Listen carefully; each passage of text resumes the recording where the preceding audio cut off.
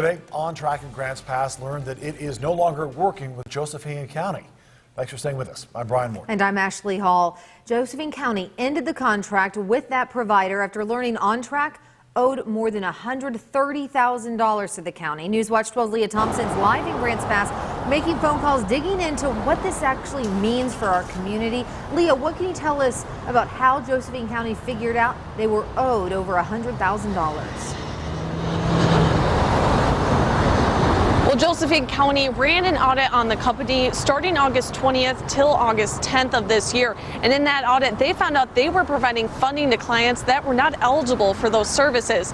Now, the contract between OnTrack and Josephine County started just over a year ago on September 20th in 2017. OnTrack provides services for drug addicts and addiction. I reached out to OnTrack about the county's decision. Eddie Wallace, their communications person, told me they had no idea the contract ended until they started getting a number of calls about it today.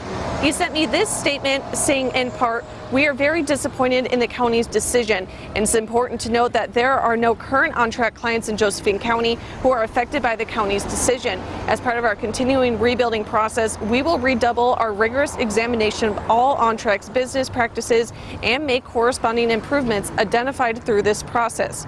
Now, today I also spoke to Wally Hicks, the legal counsel for Josephine County. He provided the termination papers to me and told me they were suspicious with OnTrack and funding, so that's why they decided to do an audit in the first place. We really wanted just answers as to how these public funds were being spent. And so OnTrack, per the terms of its contract, did provide access to its financial records to county personnel.